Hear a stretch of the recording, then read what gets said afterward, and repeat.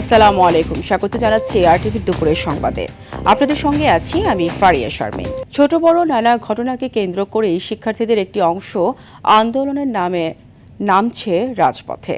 এতে যুক্ত হচ্ছেন বহিরাগতরাও। প্রশ্ন উঠছে, আলোচনার পথ এড়িয়ে তাৎক্ষণিক আন্দোলনের এই প্রবণতার পেছনের উদ্দেশ্য নিয়ে। বিশেষজ্ঞদের মতে এ ধরনের পরিস্থিতি শিক্ষার পরিবেশ ব্যাহত করার পাশাপাশি সমাজেও নেতিবাচক প্রভাব ফেলছে। সাদিয়া কানিজের রিপোর্ট। শিক্ষার্থীদের ন্যায়সঙ্গত আন্দোলন পূর্বে বহু গুরুত্বপূর্ণ পরিবর্তনের সূচনা করেছে। অন্যায়ের বিরুদ্ধে তাদের সংগ্রামের ইতিহাসও দীর্ঘ। তবে সাম্প্রতিক সময়ে অনেক ক্ষেত্রেই সংকট সমাধানের সময় না দিয়েই ক্লাসরুম ছেড়ে রাজপথে নামছে শিক্ষার্থীদের একটি অংশ। সবশেষ বৈরী আবহাওয়ায় এইচএসসি পরীক্ষা নেয়া ও শিক্ষামন্ত্রীর একটি মন্তব্যকে কেন্দ্র করে আন্দোলনে নামে শিক্ষার্থীরা। সামাজিক যোগাযোগ মাধ্যমে ভাইরাল হয় একের পর এক ভিডিও।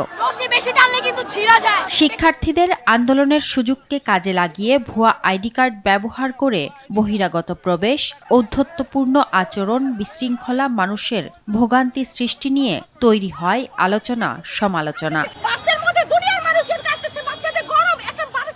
শিক্ষামন্ত্রী সংসদে দাঁড়িয়ে ক্ষমা চেয়ে সমস্যা সমাধানের আশ্বাস দিলেও রাজপথ ছাড়তে অস্বীকৃতি জানায় তারা।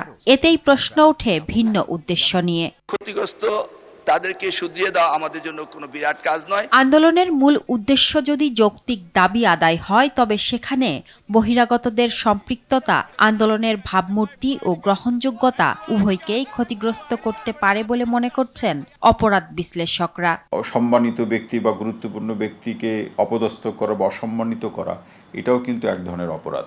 এটাকে আমরা অনার কিলিং বলি। এই জায়গাতে আইনশৃঙ্খলা বাহিনী তারা ভিডিও ফুটেজ তো আছে, তো সেগুলোকে ধরে তারা খুঁজে বের করবেন এখানে শিক্ষার্থীদের মধ্যে উস্কানিদাতা বা অস্থিরতা সৃষ্টি করতে চায় এরকম কারা ছিল, তাদেরকে আইনের আওতায় নিয়ে আসা এবং শিক্ষার্থীদেরকেও সতর্ক থাকা। কয়েক বছরের নানামুখী সংকট আর অল্প বয়সের আবেগের তীব্রতায় শিক্ষার্থীদের তাৎক্ষণিক প্রতিক্রিয়া দেখানোর প্রবণতা তৈরি হয়েছে বলছেন জাতীয় বিশ্ববিদ্যালয়ের উপাচার্য। 2 যুগ ধরে আমাদের শিক্ষার্থীরা কিন্তু এক ধরনের ট্রমার ভিতরে ছিল। হঠাৎ করে স্বাধীনতা পাওয়ার পরে তাদের ভিতরে এক ধরনের ইচ্ছা জাগ্রত হয়েছে যে কোনো জিনিস নিয়ে রাস্তায় নেমে যদি আমি রাস্তা ব্লক করে দিই তাহলে আমাদের দাবি আদায় হতে পারে। আমাদের শিক্ষার যে বিভিন্ন জায়গাতে আমাদের যে সংস্কারগুলো আনতে হবে, একটু সময় দিতে হবে। তবে যেসব দাবি আলোচনার মাধ্যমে আদায় সম্ভব, শিক্ষার্থীদের সেই পথেই হাঁটার পরামর্শ তার। অন্যথায় হুমকির মুখে পড়বে শিক্ষার পরিবেশ। একটা ইস্যু পেলেই যে রাস্তায় নেমে আপনার রাস্তা বন্ধ করে দেওয়া, গাড়ি ভাঙচুর করা, এই কালচার থেকে আমাদেরকে কিন্তু যে কোনো মূল্যে বের হয়ে আসতে হবে। এবং নির্বাচিত সরকারের বিভিন্ন পদ্ধতি আছে, বিভিন্ন তরিকা আছে আপনার যে কোনো সমস্যার সমাধান করার জন্য। একদম যদি না হয় তখন আপনি রাস্তাতে অবশ্যই নামতে পারেন। রাষ্ট্রের উচিত শিক্ষার্থীদের ন্যায়সঙ্গত প্রতিবাদের অধিকারকে সম্মান জানিয়ে তাদের যৌক্তিক মতামত ও শিক্ষার ধারাবাহিকতা যেন সমান গুরুত্ব পায় সেদিকে নজর দেয়া। সাদিয়া কানিজ, আরটিভি, ঢাকা। 24শে জুলাই কমপ্লিট শাটডাউনে পাবলিক বিশ্ববিদ্যালয়ের আবাসিক হল বন্ধের ঘোষণার পর আন্দোলনে নতুন মাত্রা দেয় বেসরকারি বিশ্ববিদ্যালয়ের শিক্ষার্থীরা। মূলত 18 জুলাই বেসরকারি বিশ্ববিদ্যালয়ের সঙ্গে প্রতিরোধ গড়ে তোলে আন্দোলনকে ত্বরান্বিত করে স্কুল কলেজের শিক্ষার্থীরা। এদিন বন্ধ করে দেওয়া হয় ইন্টারনেট সংযোগ। বিভিন্ন গণমাধ্যমে উঠে আসে পুলিশ আওয়ামী সন্ত্রাসীদের সঙ্গে সংঘর্ষে রাজধানীতে নিহত হয় 19 জন। সেদিনের কিছু কথা তুলে ধরছেন শাকিবুর রহমান।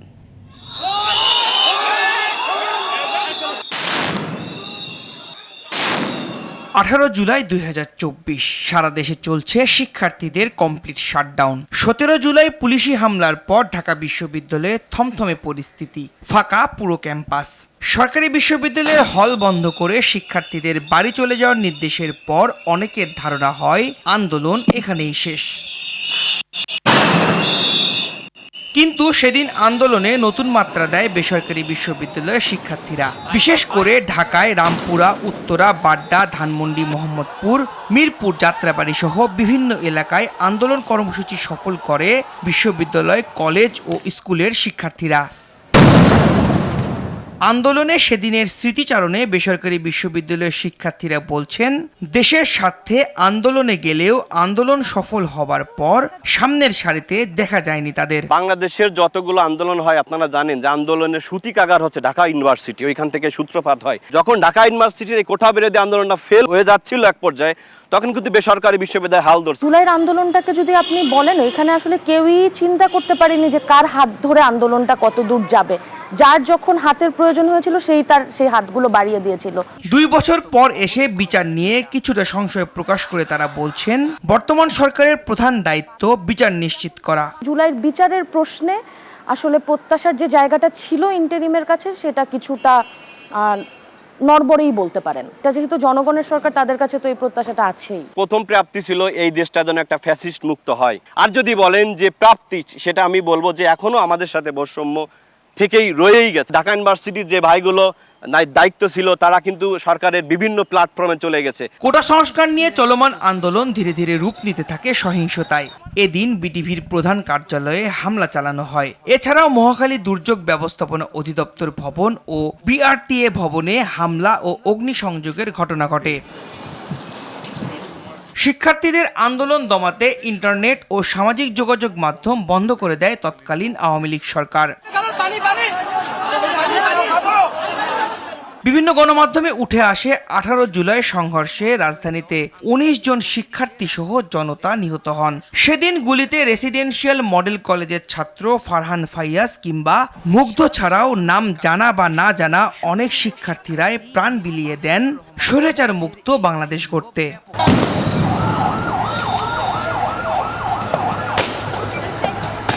শাকিবুর রহমান, RTV, ঢাকা।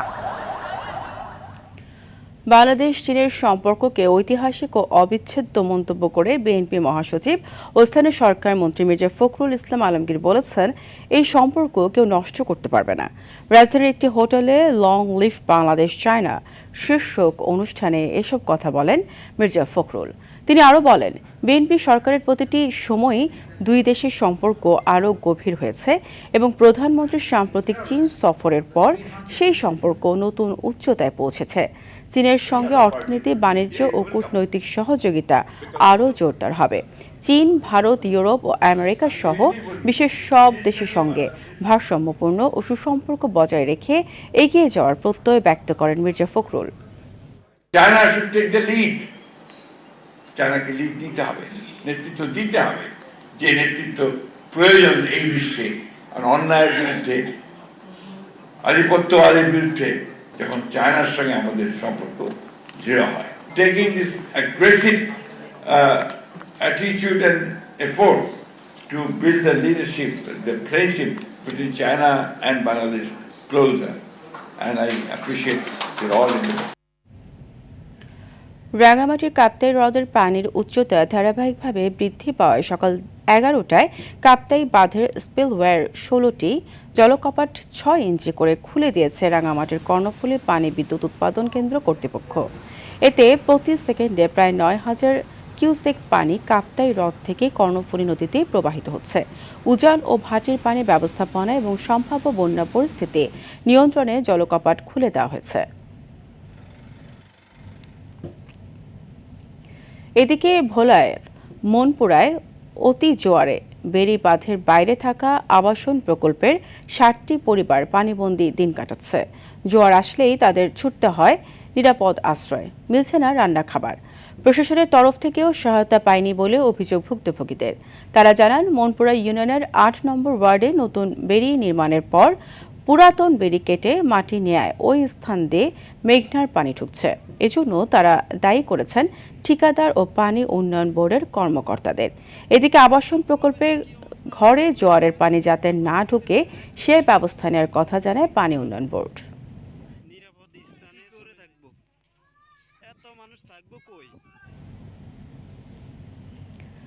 সিলেটে 24 ঘন্টায় হামের উপসর্গ নিয়ে আরও 3 শিশুর মৃত্যু হচ্ছে। এই নিয়ে সিলেট বিভাগে এই রোগে মৃতের সংখ্যা বেড়ে দাঁড়িয়েছে 99 জনে। হাম উপসর্গ নিয়ে Sylhet MSCG Osmani medical college হাসপাতালে 7 মাস বয়সী, সুনামগঞ্জের কামরুল এবং 10 মাস বয়সী মৌলভীবাজারের কৃষ্ণার মৃত্যু হয়েছে। এছাড়া সিলেটের শহীদ শামসুদ্দিন আহমেদ হাসপাতালে মারা যাওয়া শিশু নিহাদের বয়স 4 মাস। একই সময়ে সিলেট বিভাগের বিভিন্ন হাসপাতালে আরও 66 জন সন্দেহভাজন শিশু রোগী ভর্তি হয়েছে।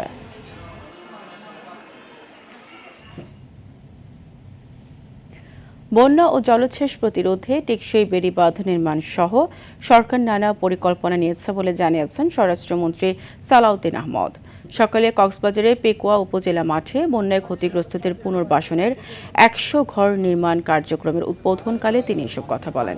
এ সময় তিনি আরও বলেন, সরকার সবসময় দেশের মানুষের পাশে থাকবে এবং ন্যায় বিচার নিশ্চিত করতে কাজ করবে। অনুষ্ঠান শেষে স্বরাষ্ট্রমন্ত্রী ক্ষতিগ্রস্ত পরিবারের সদস্যদের সঙ্গে কথা বলেন, তাদের খোঁজ খবর নেন। আমরা জনগণের বিপদে আপদে সবসময় আমরা জনগণের পাশে থাকব। এটা আমাদের আদর্শ, এটা আমাদের উদ্দেশ্য, এটা আমাদের অঙ্গীকার।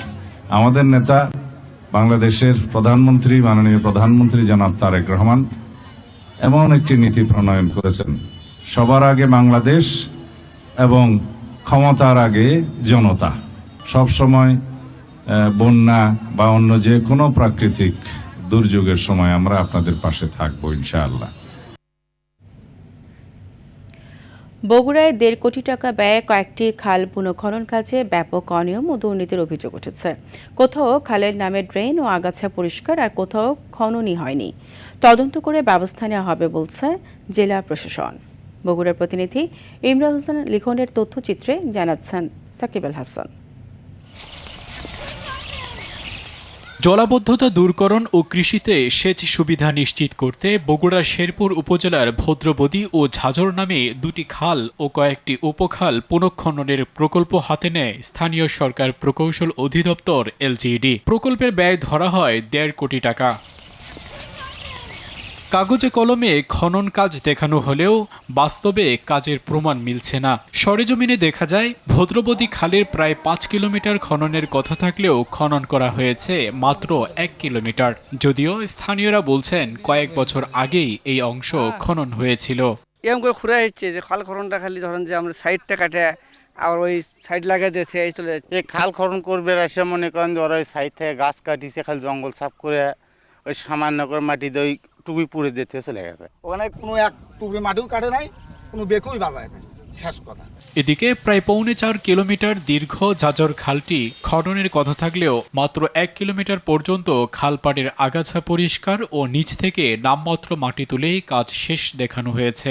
দুধকুমোর খালে কাজ চলমান থাকলেও কৈগারি খালে খননের কোনো প্রমাণ পাওয়া যায়নি। ভদ্রবদীর উপখাল একদুলতলা ও চক্রামপুর খালেও খননের কাজ হয়েছে নামমাত্র। মাঠ পরিদর্শন করে বিল পরিশোধ করা হবে বলছে LGD বিভাগ। আমরা আবার দরকার হলে আমরা টিম পাঠাবো, টিম পাঠায় আমরা দেখবো যে কাজ কোনোটারই আপনার বিল দেওয়া হয় না। অভিযোগের বিষয়ে তদন্ত করে ব্যবস্থা নেওয়ার কথা বলছে জেলা প্রশাসন। যে আমরা যখন রিপোর্ট পাবো বা যেখানে রিপোর্ট পাচ্ছি যে খালটি কমপ্লিটেড, তখন আমরা সরেজমিনে যাচ্ছি, গিয়ে যদি দেখি যে কমপ্লিটেড না কিন্তু রিপোর্ট দিয়েছে কমপ্লিটেড, সেই ক্ষেত্রে আমরা আইনগত ব্যবস্থা নিব। অনিয়মের সাথে জড়িতদের শাস্তির আওতায় আনার দাবি বগুড়াবাসীর। সাকিব আল হাসান, RTV। রাজধানীর মতিঝিল এলাকার শীর্ষ সন্ত্রাসী তানিম রেজা বাপ্পিকে তার 4 সহযোগী সহ গ্রেপ্তার করেছে পুলিশ। উদ্ধার করা হয়েছে কয়েকটি বিদেশি অস্ত্র। শীর্ষ সন্ত্রাসী সুব্রত বাইনের ঘনিষ্ঠ সহযোগী হিসেবে পরিচিত হলেও পুলিশ বলছে তদন্তের পর জানা যাবে মূল রহস্য। এদিকে 2 মাস পেরোলেও এখনও শীর্ষ সন্ত্রাসী টিটন হত্যায় একজনকেও গ্রেপ্তার করতে না পারার বিষয়ে জানতে চাইলে পুলিশ জানায় চেষ্টা চলছে। শাকিবুর রহমানের রিপোর্ট। 2024-এর 5 আগস্টের পর একের পর এক হত্যাকাণ্ডে নাম আসতে থাকে আন্ডারওয়ার্ল্ড সদস্যদের। এসব হত্যার ঘটনায় বেশ কয়েকজন গ্রেফতার হলেও ধরাছোঁয়ার বাইরে তালিকাভুক্ত শীর্ষ সন্ত্রাসীরা। শুক্রবার রাতে রাজধানী কমলাপুর থেকে গ্রেফতার করা হয় শীর্ষ সন্ত্রাসী সুব্রত বাইনের ঘনিষ্ঠ সহযোগী ও তার অস্ত্র ভাণ্ডারের অন্যতম নিয়ন্ত্রক হিসেবে পরিচিত তানিম রেজা বাপ্পিকে। যদিও পুলিশ বলছে বাপ্পি কার অধীনে কাজ করত তদন্তের পর তা জানা যাবে। মিডিয়া সেন্টারে ব্রিফিংয়ে এসব কথা জানান ডিএমপির অতিরিক্ত কমিশনার ওসমান গনি। তাদের সহযোগীকে তারা কার আন্ডারে কাজ করতেছে এগুলি আমরা বিস্তারিত তদন্ত করে দেখতেছি। এটা সময় সাপেক্ষ বিষয়, উই আর নট শিওর নাও। হত্যা চেষ্টা সহ 7টি মামলা থাকলেও এর আগে কখনোই গ্রেফতার হননি বাপ্পি। একটি বিদেশি রিভলভার, 2টা বিদেশি পিস্তল, 5 রাউন্ড রিভলভারের গুলি, 2 রাউন্ড পিস্তলের গুলি, একটি ইলেকট্রিক শটগান ও একটি বিদেশি কোরাল উদ্ধার করা হয়। দীর্ঘদিন ধরে মতিঝিল, সবুজবাগ এই বেল্টে এই কার্যক্রমগুলি চলমান রেখেছিল, সন্ত্রাসী কার্যক্রম। এর আগে অ্যারেস্ট হয়নি। এদিকে 2 মাসেও আরেক শীর্ষ সন্ত্রাসী খন্দকার নাইম আহমেদ টিটন হত্যায় কাউকে গ্রেফতার করতে পারেনি আইন শৃঙ্খলা বাহিনী। যদিও পুলিশের দাবি দ্রুতই আসামিদের আইনের আওতায় আনা হবে। সাকিবুর রহমান, RTV, ঢাকা। যুবকদের বিকল্প কর্মসংস্থান না হলে মাদকের গ্রাস থেকে মুক্তি মিলবে না বলে মন্তব্য করেছেন জাতীয় সংসদের deputy speaker barrister Kaiser Kamal. সকালে বাগেরহাট শহরের লতিফ মাস্টার ফাউন্ডেশনের উদ্যোগে প্রতিষ্ঠিত স্কিল ইনস্টিটিউট অফ টেকনোলজির উদ্বোধনী অনুষ্ঠানে তিনি এসব কথা বলেন। এ সময় তিনি আরও বলেন, শুধু আইন প্রয়োগ করে মাদক নির্মূল করা সম্ভব নয়। মাদকের বিরুদ্ধে সামাজিক আন্দোলনের পাশাপাশি তরুণদের জন্য স্কুল ভিত্তিক শিক্ষা ও আইটি প্রশিক্ষণের ব্যবস্থা করতে হবে। জেলা পরিষদের প্রশাসক ব্যারিস্টার শেখ মোহাম্মদ জাকির হোসেন, ফাউন্ডেশনের চেয়ারম্যান রফিকুল ইসলাম জগলু সহ অন্যরা এ সময় উপস্থিত ছিলেন। আগামী 2 থেকে 3 মাসের মধ্যে শেয়ার বাজার ঘুরে দাঁড়াবে বলে আশ্বস্ত করেছেন Bangladesh securities and exchange commission BSCC এর চেয়ারম্যান মাসুদ খান। সকালে রাজধানীর BFTC-তে ডিবেট ফর ডেমোক্রেসি আয়োজিত ছায়া সংসদে প্রধান অতিথির বক্তব্যে তিনি এ কথা বলেন। এছাড়া বিএনপি সরকার শেয়ার বাজারকে রাজনৈতিক হস্তক্ষেপ মুক্ত রাখার অঙ্গীকার করেছে বলে জানান তিনি। পুঁজিবাজারে আস্থার সংকট নিরসনে করণীয় শীর্ষক এই ছায়া সংসদে অংশগ্রহণ করেন প্রাইম ইউনিভার্সিটি ও সোনারগাঁও ইউনিভার্সিটির বিতর্কিকরা। অনুষ্ঠানটি সভাপতিত্ব করেন ডিবেট ফর ডেমোক্রেসির চেয়ারম্যান হাসান আহমেদ চৌধুরী কিরণ। আধুনিক গ্রুমিংয়ে নতুন মাত্রা যোগ করতে বাজারে এলো পার্ক এভিনিউর 8X new no gas perfume. রাজধানীতে আয়োজিত এক অনুষ্ঠানে পণ্যটির আনুষ্ঠানিক উদ্বোধন করা হয়। অনুষ্ঠানে উপস্থিত ছিলেন বাংলাদেশ জাতীয় ফুটবল দলের অধিনায়ক জামাল ভুঁইয়া। এই সময় তার হাতে শুভেচ্ছা উপহার তুলে দেন গোদরেজ হাউসহোল্ড প্রোডাক্টস বাংলাদেশ লিমিটেডের হেড অফ মার্কেটিং ভাস্কর কুমার দে এবং ব্র্যান্ড ম্যানেজার শিগুফতা নুসরাত। আয়োজকরা জানান, দীর্ঘস্থায়ী সুগন্ধ ও আধুনিক গ্রুমিং অভিজ্ঞতা নিশ্চিত করতেই নতুন এই পণ্য বাজারে আনা হয়েছে। একই সঙ্গে ভবিষ্যতেও গ্রাহকদের জন্য নতুন অভিজ্ঞতা ভিত্তিক আয়োজন অব্যাহত রাখার প্রত্যাশার কথাও জানায় প্রতিষ্ঠানটি। দুপুরের সংবাদ এই পর্যন্তই। জেলা সংবাদ বিকেল 4:45টায় দেখার আমন্ত্রণ রইল। ধন্যবাদ সবাইকে।